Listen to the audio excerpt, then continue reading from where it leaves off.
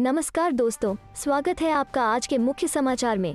सबसे पहली बड़ी खबर में आपको बताएंगे, दिल्ली बॉर्डर पर 26 नवंबर को किसान मनाएंगे जीत का जश्न, एसकेएम की कॉल पर आएंगे हजारों किसान। इसी के साथ दूसरी बड़ी खबर में जिक्र होगा कि सोनिया गांधी के घर कांग्रेस नेताओं की बैठक, संसद सत्र के दौरान सरकार को घेरने के मुद्दे पर होगी बात। तीसरी बड़ी खबर में आपको बताएंगे कि इमरान प्रतापगढ़ी का दावा, यूपी में कांग्रेस के बिना सरकार नहीं बन सकती, जनता बदलाव चाहती है।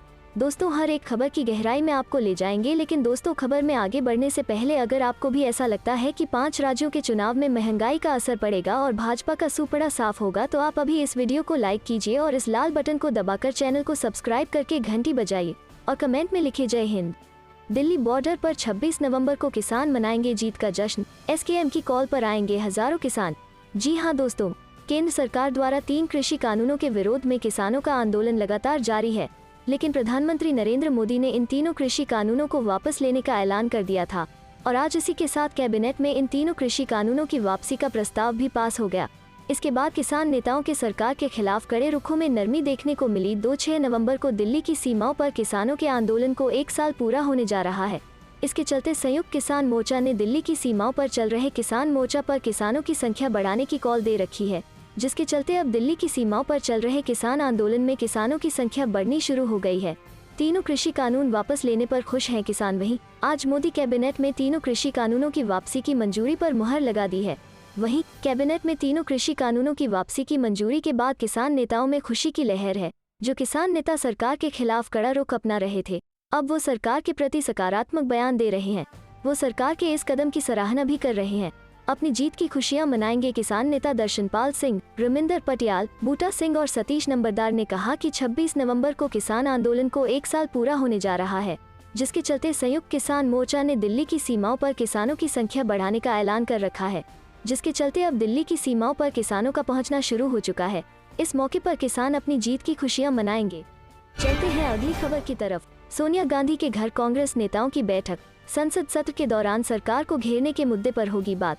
जी हाँ दोस्तों, संसद के आगामी शीतकालीन सत्र में सरकार को घेरने के लिए कांग्रेस पार्टी ने बैठक बुलाई है। यह बैठक कांग्रेस के अंतरिम अध्यक्ष सोनिया गांधी के घर पर बुलाई गई है। इस बैठक में कांग्रेस के संसदीय रणनीति समूह के नेता भाग लेंगे। इस बैठक के दौरान सरकार को घेरने की रणनीति पर बात होगी।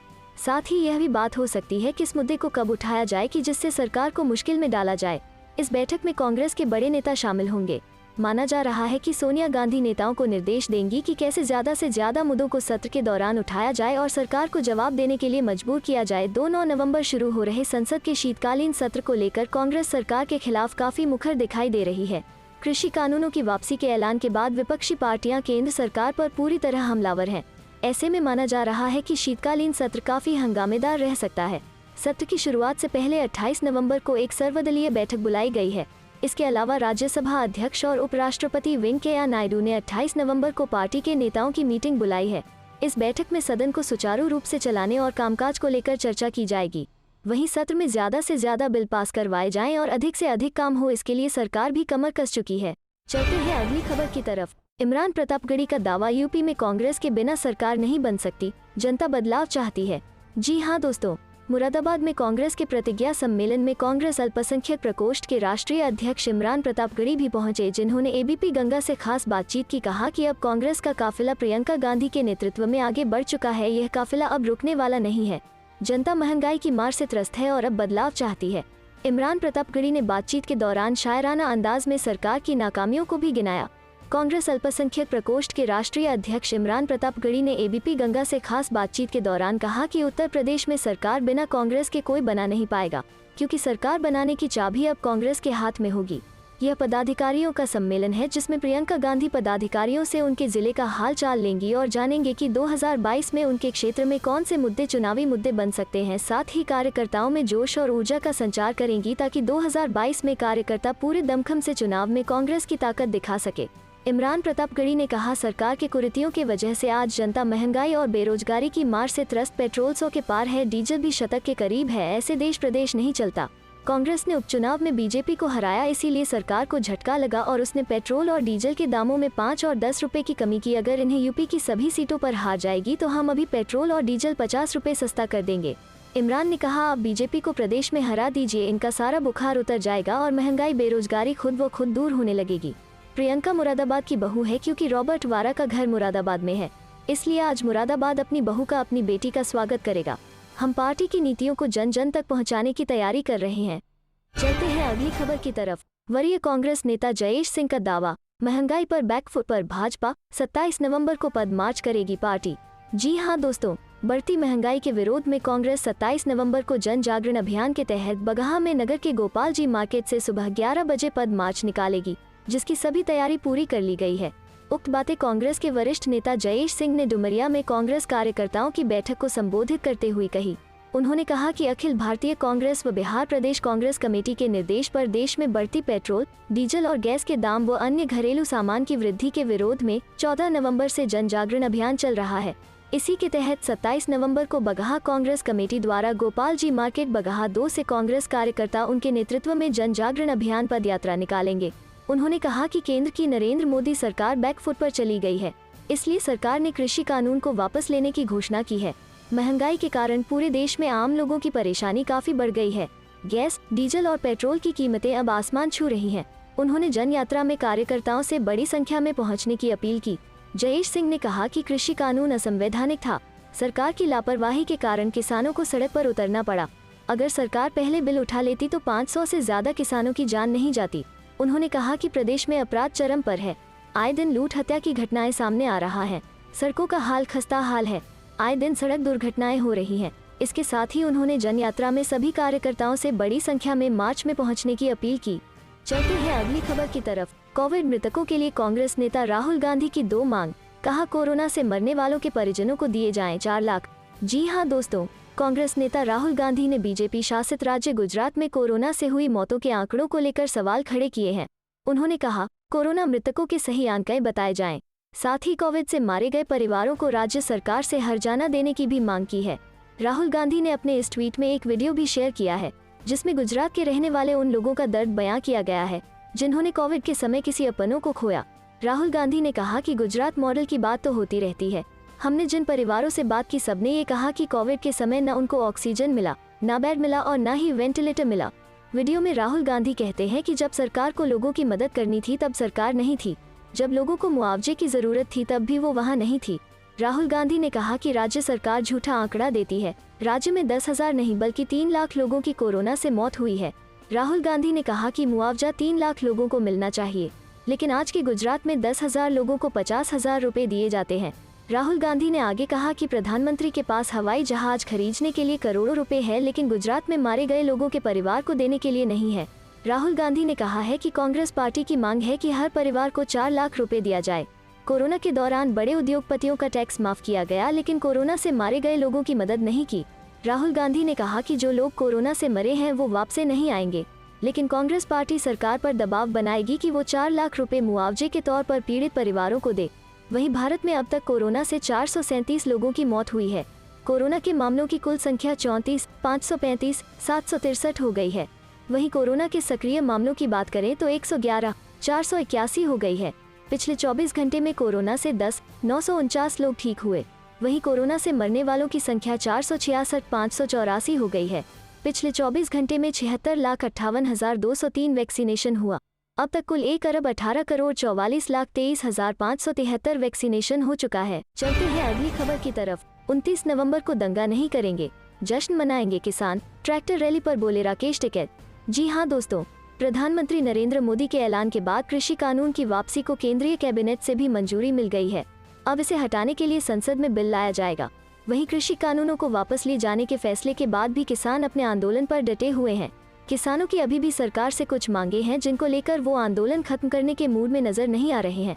ऐसे में जब आज तक ने किसान नेता राकेश टिकैत से पूछा कि आखिर किसान आंदोलन कब खत्म होगा, तो उन्होंने सरकार के सामने कई मांगे रख दी। टिकैत ने आज तक से कहा, कानून को वापस लेने का अचानक ऐलान हमारे लिए चौंकाने वाला था, लेकिन हम इसका स्वागत करते हैं। ठीक है, आंदोलन खत्म हो जाना चाहिए, लेकिन 2-3 चीजें हैं। जो 700 से ज्यादा किसान आंदोलन के दौरान शहीद हुए हैं, उन्हें सरकार मुआवजा दे और उनका स्मारक बनाने के लिए जमीन मुहैया कराए। इतना ही नहीं, किसानों पर दर्ज किए गए केस को भी वापस लेने की उन्होंने मांग रखी। वहीं टिकैत ने न्यूनतम समर्थन मूल्य MSP को लेकर कहा कि MSP की मांग आंदोलन का हिस्सा है, लेकिन सरकार इस पर कानून बनाना नहीं चाहती है। वहीं 29 नवंबर को संभावित ट्रैक्टर रैली को लेकर टिकैत ने कहा कि किसान मोर्चा इस पर 27 तारीख को अंतिम फैसला लेगा। टिकैत ने कहा, 1 साल से हमारा आंदोलन चल रहा है और आप अब चाहते हो हम ऐसे ही घर चले जाएं। उन्होंने कहा, ट्रैक्टर रैली हमारे 1 साल के संघर्ष का सेलिब्रेशन होगा। हम 29 को खुशी जाहिर करेंगे, कोई दंगा नहीं करेंगे। उन्होंने कहा, 26 नवंबर को मीटिंग है जिसमें शामिल होने वो दिल्ली जाएंगे। राकेश टिकैत ने आरोप लगाया कि सरकार ने 3 कृषि कानूनों को खत्म करने का जो फैसला लिया है वो भी एक तरफा है क्योंकि वो किसानों से बात नहीं कर रही है। टिकैत ने मांग रखी कि सरकार किसानों संगठनों से बात करे और एमएसपी सुनिश्चित करने के लिए कानून बनाए। टिकैत ने दोहराया कि यह प्रदर्शन सिर्फ देश में नहीं बल्कि विदेशों में भी होगा। चलते हैं अगली खबर की तरफ। प्रियंका गांधी ने मोदी सरकार पर साधा निशाना, बोली ऐसा कुछ भी बचा नहीं जिसको महंगा किया नहीं। जी हाँ दोस्तों, प्रियंका गांधी लगातार केंद्र और उत्तर प्रदेश सरकार पर निशाना साध रही है। इस बीच उन्होंने एक ट्वीट करते हुए महंगाई को लेकर फिर से मोदी सरकार पर निशाना साधा है। दरअसल प्रियंका ने ट्विटर पर एक फोटो शेयर की है जिस पर लिखा है, भाजपा राज में महंगाई का कुचक्र, और इसके साथ आंकड़े दिए हैं। इस फोटो में लिखा है, कपड़ों पर जीएसटी में 12% बढ़ोतरी, जीवन बीमा 20 से 40% तक महंगा, मोबाइल रिचार्ज 20 से 25% तक महंगे और सब्जियां 25% तक महंगी। अपने ट्वीट में इस फोटो के साथ उन्होंने लिखा, मोदी जी के राज में ऐसा कुछ भी बचा नहीं जिसको महंगा किया नहीं। आटा महंगा, मोबाइल का डाटा महंगा, जीवन बीमा महंगा, जीवन जीना महंगा, कपड़े महंगे, जूते महंगे, महंगी सब्जी दाल, बहुत हुई महंगाई की मार का नारा देने वाले अब हर रोज जनता पर महंगाई का प्रहार कर रहे हैं। बता दें कि महंगाई को लेकर इससे पहले कांग्रेस प्रवक्ता पवन खेड़ा ने भी नरेंद्र मोदी सरकार पर निशाना साधा। उन्होंने कहा कि मोदी जी ने जो हालत की है देश की, टमाटर प्याज की किचन में 144 धारा लगी हुई है। पिछले साल के मुकाबले अब कीमत कहीं ज्यादा है। टमाटर 100 रू से ज्यादा बिका है। देश का मुद्दा कुछ और है, बात कुछ और पर हो रही है। प्याज 50, शिमला मिर्च 100-120 रुपए प्रति किलो में बिक रही है। महीने के अंत में कितने पैसे की बचत हुई इस पर सरकार का आंकलन होना चाहिए। इनपुट कॉस्ट बढ़ गया है। डैप, डीजल, कृषि उपकरणों पर जीएसटी लगाया गया है। पोस्ट कोविड की कोई तैयारी सरकार ने नहीं की। फ्री राशन भी नवंबर के अंत में बंद हो जाएगा। चलते हैं अगली खबर की तरफ। आंदोलन खत्म करने के लिए राकेश टिकैत ने सरकार के सामने रखी शर्त, बोले चुनाव के बारे में आचार संहिता के बाद फैसला। जी हाँ दोस्तों, प्रधानमंत्री नरेंद्र मोदी ने कृषि कानूनों की वापसी का ऐलान करने के साथ कहा था कि अब किसान अपने घरों को लौट जाएं। वहीं आंदोलन खत्म करने को लेकर किसान नेताओं का कहना है कि उनकी मांग सिर्फ कृषि बिल की वापसी नहीं थी बल्कि एमएसपी गारंटी कानून के साथ और भी तमाम मुद्दे हैं। भारतीय किसान यूनियन के राष्ट्रीय प्रवक्ता राकेश टिकैत ने कहा है कि 700 किसानों की मृत्यु भी हमारा मुद्दा है। उन्होंने कहा, सरकार ने घोषणा की है तो वो प्रस्ताव ला सकते हैं, लेकिन एमएसपी और 700 किसानों की मृत्यु भी हमारा मुद्दा है। इस मामले में भी सरकार को बात करनी चाहिए। उन्होंने कहा कि सरकार अगर 26 जनवरी से पहले तक मान जाएगी तो हम अपना आंदोलन खत्म करके चले जाएंगे। वहीं चुनाव को लेकर टिकैत ने कहा कि चुनाव के विषय में हम चुनाव आचार संहिता लगने के बाद बताएंगे। किसान नेता ने कहा कि बाकी मामलों पर भी सरकार को बात करनी चाहिए। उन्होंने कहा कि 26 नवंबर को आंदोलन को 1 साल पूरा हो जाएगा। उस दिन हम मीटिंग करेंगे। उसके बाद 29 नवंबर को यहां से 500 लोग दिल्ली जाएंगे। वहीं चुनावों में भाजपा का विरोध करने को लेकर राकेश टिकैत ने कहा कि इस बारे में चुनाव आचार संहिता लगने के बाद बताएंगे। उन्होंने कहा कि अभी तो सरकार काम कर रही है, उसे काम करने दीजिए। उन्होंने कहा कि बिना एमएसपी गारंटी कानून के हम आंदोलन खत्म नहीं करेंगे। वहीं सुप्रीम कोर्ट द्वारा बनाई कमेटी के सदस्य अनिल घनवट द्वारा एमएसपी कानून का विरोध किए जाने पर राकेश टिकैत ने कहा, उन्हें पकड़कर आगरा के पागलखाने में बंद करो। इस तरह के आदमी बाहर रहे तो झगड़ा करवा सकते हैं। बता दें कि कृषि कानून पर सुप्रीम कोर्ट द्वारा बनाई कमेटी के सदस्य अनिल घनवट ने कहा है कि एमएसपी का कानून अगर आता है तो इससे नुकसान होगा। वहीं कृषि कानूनों की वापसी के ऐलान के बाद उन्होंने कहा था कि यह तीनों कानून वापस लेने नहीं चाहिए थे, कानूनों में सुधार की गुंजाइश थी। चलते हैं अगली खबर की तरफ। दिल्ली, राहुल गांधी ने केंद्र से की 2 बड़ी मांग, कहा सरकार हो तो जनता का दुख दूर करना होगा। जी हाँ दोस्तों, कोरोना महामारी से जान गंवाने वाले लोगों के परिवारों को मुआवजा देने का मुद्दा एक बार फिर गर्मा गया है। कांग्रेस नेता राहुल गांधी ने आज सुबह एक ट्वीट कर मुआवजे को लेकर केंद्र सरकार से 2 मांगे उठाई है। राहुल गांधी ने अपनी पहली मांग के तहत सरकार से कोरोना मृतकों के सही आंकड़े बताने के लिए कहा है। वहीं दूसरी मांग के तहत राहुल ने कहा है कि अपने प्रियजनों को कोरोना में खो चुके परिवारों को 4 लाख रुपए का मुआवजा दिया जाए। राहुल गांधी ने ट्वीट में एक वीडियो भी साझा किया है जिसमें गुजरात के रहने वाले उन लोगों का दर्द बयां किया गया है जिन्होंने कोरोना से अपने प्रियजनों को खोया। राहुल गांधी ने इस वीडियो में कहा है कि गुजरात मॉडल की बात तो होती रहती है। हमने जिन परिवारों से बात की सबने ये कहा कि कोरोना के समय न उनको ऑक्सीजन मिला, न बेड मिला और न ही वेंटिलेटर मिला। वीडियो में राहुल गांधी ने कहा है कि जब सरकार को लोगों की मदद करनी थी तब सरकार नहीं थी, जब लोगों को मुआवजे की जरूरत थी तब भी वो वहाँ नहीं थी। राहुल गांधी ने कहा कि राज्य सरकार झूठा आंकड़ा देती है। राज्य में 10,000 नहीं बल्कि 3 लाख लोगों की कोरोना से मौत हुई है। राहुल गांधी ने प्रधानमंत्री मोदी पर निशाना साधते हुए कहा कि प्रधानमंत्री के पास अपने लिए हवाई जहाज खरीदने के लिए 8,500 करोड़ रुपए हैं, लेकिन कोविड से जिन लोगों की मृत्यु हुई उनके परिवारों के लिए कोई पैसा नहीं है। राहुल गांधी ने आरोप लगाया कि कोविड के समय कुछ उद्योगपतियों को पैसे दिए गए, उनके कर माफ किए गए। 2-3 उद्योगपतियों को पूरा हिंदुस्तान दिया जा रहा है, लेकिन गरीब जनता को कोविड का मुआवजा नहीं दिया जा रहा है। चलते हैं अगली खबर की तरफ। अखिलेश से मिले संजय सिंह, सपा और आरएलडी के गठबंधन में आप भी होगा शामिल, अटकलें तेज। जी हाँ दोस्तों, आम आदमी पार्टी के नेता व सांसद संजय सिंह और सपा अध्यक्ष अखिलेश यादव के बीच लखनऊ के लोहिया ट्रस्ट में करीब 30 मिनट बैठक हुई। दोनों के बीच सियासी हालात और गठबंधन को लेकर चर्चा हुई। हालांकि अभी सीटों के बंटवारे पर तस्वीर साफ नहीं हो पाई है। बैठक के बाद बाहर निकले आप सांसद संजय सिंह ने कहा कि यह पूरी तरह से व्यक्तिगत मुलाकात थी। भाजपा शासन में कानून व्यवस्था पूरी तरह से चौपट है, इसका मुंहतोड़ जवाब दिया जाएगा। अखिलेश यादव से मिलकर भाजपा से निपटने की रणनीति पर चर्चा की गई है। अभी सपा से मिलकर चुनाव लड़ने के मुद्दे पर बात नहीं हुई है। सूत्रों का कहना है कि दोनों नेताओं के बीच विधानसभा चुनाव गठबंधन को लेकर चर्चा हुई है, लेकिन अभी तक सीट तय नहीं हो पाई है। सपा के राष्ट्रीय प्रवक्ता राजेंद्र चौधरी ने कहा कि दोनों नेताओं के बीच हुई मुलाकात को अभी गठबंधन से जोड़कर नहीं देखा जाना चाहिए। दूसरी तरफ सपा का राष्ट्रीय लोक दल के गठबंधन लगभग तय हो गया है। अखिलेश यादव और रालोद प्रमुख चौधरी जयंत सिंह की मंगलवार को घंटों बात हुई। हालांकि दोनों ने सीटों के बंटवारे पर पत्ते तो नहीं खोले, पर चर्चा यह है कि 36 सीटों पर मंथन हुआ है। इनमें 30 रालोद के हिस्से में आ रही हैं, जबकि 6 सीटों पर रालोद और सपा के कार्यकर्ता सिंबल बदलकर चुनाव लड़ सकते हैं। हालांकि कुछ सीटों पर अभी पेंच फंसने की बात भी कही जा रही है। उपरा विधानसभा चुनाव 2022 में सपा और रालोद का गठबंधन तो हो चुका है, पर सीटों के बंटवारे को लेकर महीनों से मशक्कत चल रही है। पश्चिमी उपरा में रालोद अपना तगड़ा दावा पेश कर रहा है। उधर सपा मुखिया पश्चिमी उपरा में एक तरफा सारी सीटें रालोद को देने के मूड में नहीं है। मसलन मुजफ्फरनगर, शामली, सहारनपुर, मेरठ, बुलंदशहर, बिजनौर, मथुरा आदि जिलों में सपा अपने भी ज्यादा से ज्यादा उम्मीदवार लड़ाना चाह रही है। चलते हैं अगली खबर की तरफ। सुप्रीम कोर्ट का बड़ा फैसला, प्रदूषण नियंत्रित रहता है तो पाबंदियां हटा दी जानी चाहिए। जानिए अपडेट्स। जी हाँ दोस्तों, दिल्ली एनसीआर में की हवा की गुणवत्ता में कुछ सुधार हुआ है। वायु प्रदूषण के मामले को लेकर सुप्रीम कोर्ट में आज सुनवाई हुई। सुप्रीम कोर्ट ने केंद्र सरकार से कहा कि जब मौसम गंभीर होता है तो उपाय किए जाते हैं, लेकिन वायु प्रदूषण को रोकने की प्रत्याशा में बेहतर उपाय किए जाने चाहिए। एससी ने कहा कि यह राष्ट्रीय राजधानी है और इसे इस तरह से देखिए कि हम दुनिया को क्या संकेत दे रहे हैं। कोर्ट में सुनवाई के दौरान केंद्र सरकार ने कहा है कि दिल्ली में वायु प्रदूषण में सुधार हुआ है, लेकिन जहां पहले AQI 400 के पार था वो अब 290 हो गया है। तो सुप्रीम कोर्ट ने कहा कि अगर प्रदूषण नियंत्रित रहता है तो पाबंदियां हटा दी जानी चाहिए। सुप्रीम कोर्ट मामले की अगली सुनवाई 29 नवंबर को करेगा। एससी ने केंद्र से अगले 2-3 दिनों तक वायु प्रदूषण को नियंत्रित करने के उपायों को जारी रखने को कहा। इस बीच अगर प्रदूषण का स्तर 100 हो जाता है तो कुछ प्रतिबंध हटाए जा सकते हैं। बता दें कि इस मामले की पिछली सुनवाई में सुप्रीम कोर्ट ने केंद्र सरकार के इस सुझाव को मान लिया था कि दिल्ली एनसीआर प्रदूषण मामले पर कोई आदेश देने से पहले कोर्ट 21 नवंबर तक इंतजार किया जाए। केंद्र का कहना था कि दिवाली में प्रतिबंध के बावजूद पटाखों के चलते प्रदूषण में इजाफा हुआ है और इसके अलावा मौसम विभाग की रिपोर्ट है कि उसके बाद से स्थितियों में सुधार होना शुरू होगा। कोर्ट ने कहा था कि अब रिपोर्ट के साथ सुनवाई होगी।